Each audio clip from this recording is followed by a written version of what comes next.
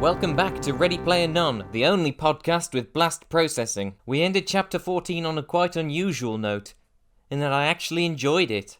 Our hero Wade had a video conference with IOI's head of operations Nolan Sorrento. Sorrento played hardball with Wade, trying to bribe him into showing him how to get the copper key. When Wade wouldn't bite, Sorrento blew up his home, killing Wade's remaining family members, and, to the best of his knowledge, Wade himself. Let's see what lasting consequences this has for our hero in Chapter 15.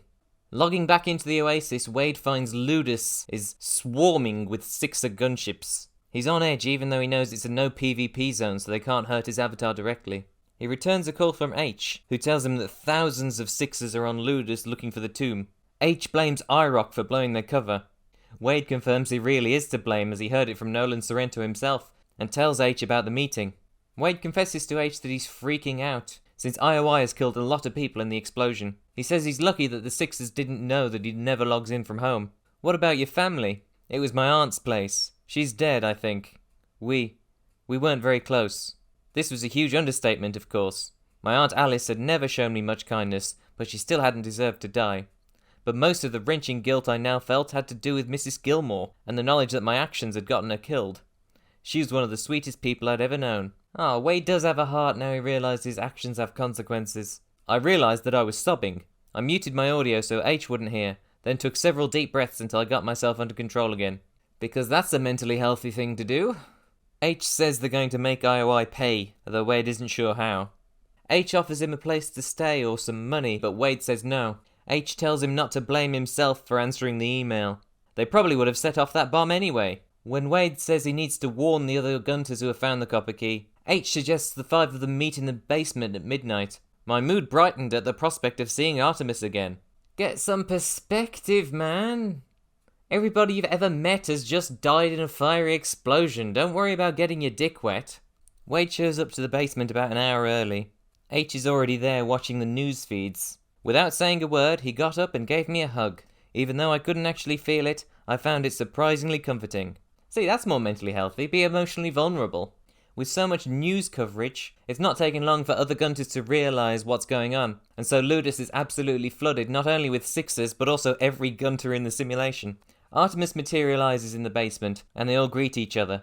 Artemis gives us our new terminology. Parzival, H, Artemis, Daito and Shoto are the top 5 Gunters on the scoreboard, and so they've been nicknamed the High Five. Artemis admires the basement's decor and compliments H on his design. You've recreated Morrow's basement perfectly, every last detail. Did we know it was Morrow's basement previously? H says she's got a permanent spot on the guest list. Thank you. You're the man, H. Yes, he said, smiling. It's true. I am.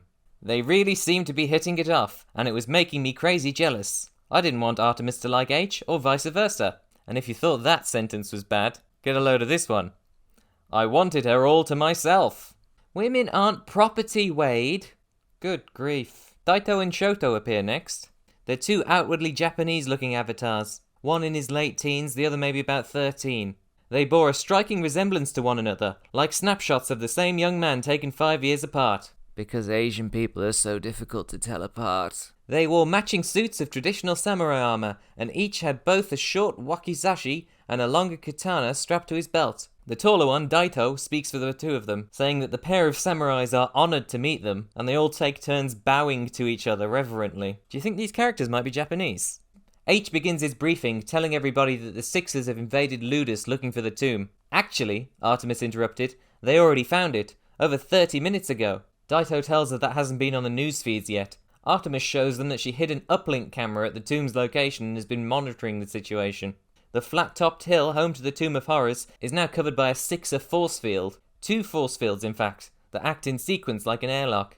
Now only IOI-approved personnel can get in and out. The good news is they can't set traps like laser cannons or robot sentries, because Ludus is a non-PvP zone. But the bad news is, somehow that also means the Gunters can attack the force field with RPGs, fireballs, cluster bombs, nukes, turning the forest into a wasteland. So I guess the PvP rules don't apply to the force fields? Are they going to stop working the instant the force field breaks? Sorry, I'm drifting. So someone, it's not certain who, says that Sixer avatars are going to farm the copper key and go through the first gate like a conga line. But how can they do this? Shoto asked, his young voice brimming with rage. He looked to his brother. It's not fair! They're not playing fair! Daito tells him there are no laws in the Oasis. The Sixers have no honor, Shoto said, scowling. Those Japanese people and their obsession with honor. Wade tells them all about the chatroom session with Sorrento, ending with his attempted assassination. He wants this to serve as a warning for the other members to conceal their identities. When Artemis asks how the Sixers knew to look on Ludus, Shoto blurts out about the rumours on the Gunter message boards. That was how the two of them had thought to look on Ludus. It never occurred to me that attending school on Ludus was something I needed to keep a secret, I said, so I didn't. So it's thanks to Wade that H, Daito and Shoto all found the copper key. Daito nudged his younger brother and they both faced me and bowed. These Japanese people always bowing. Wade and H bumped fists over their mutual joust experience. And Daito and Shoto had a similar story. Great, Artemis said, throwing up her hands. Good for you guys. You were all prepared in advance. I'm so happy for you. Bravo! She gave us all a sarcastic golf clap which made everyone laugh. Now, can we adjourn the Mutual Admiration Society and get back to the topic at hand? That's what I'm saying in my head whenever this book grinds to a halt to talk about 80s pop culture references. Daito and Shoto tell them that they got the copper key at the same time, because when they were both in the chamber, there were 2 kings and 2 arcade cabinets. Great, Artemis said. So it might be possible for hundreds of Sixers to joust for the copper key at the same time, or even thousands. And with their modular immersion rigs, they can tag in their best joust players at any opportunity.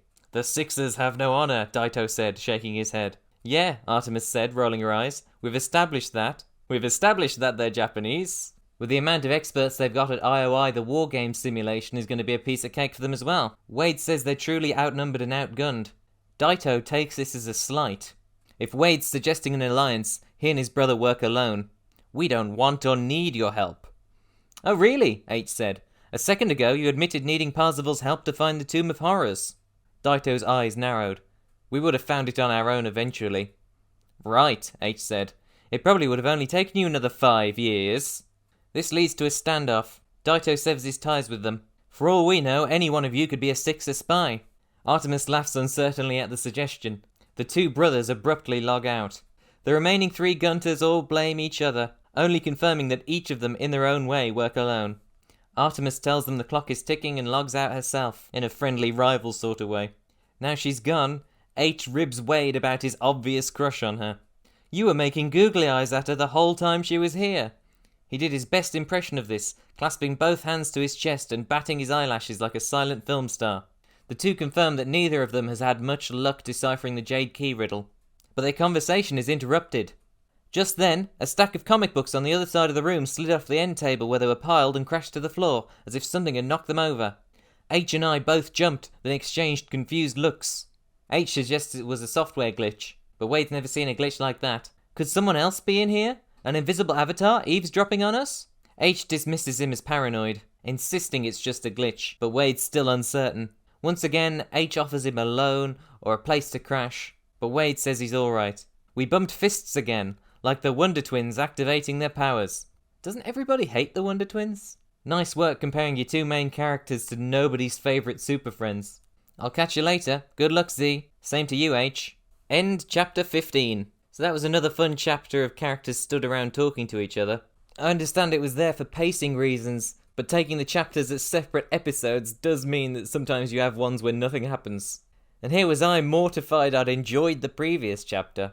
I'm grateful for the opportunity to have met these 2 new characters. 2 similar-looking Japanese people, dressed like samurai, named after swords, who are obsessed with honour. Which do we think is worse? That Ernest Cline's idea of writing a Japanese person is to do it as a collection of stereotypes? Or the possibility that these are 2 white players playing as Japanese avatars, and it's in-universe racism? Answer that question in the comments below. If you want to show your honour, you can follow me on Twitter @TheLastGherkin, or follow the show on Twitter @RPN_pod. Watch along with subtitles on YouTube, The Last Gherkin, or get an MP3 download at thelastgherkin.podbean.com. I'll be seeing you next chapter, when we find our 6th top gunter, Clint, a man from America. He's an overweight cowboy who eats burgers and is obsessed with the right to arm bears. He always salutes the flag, baby.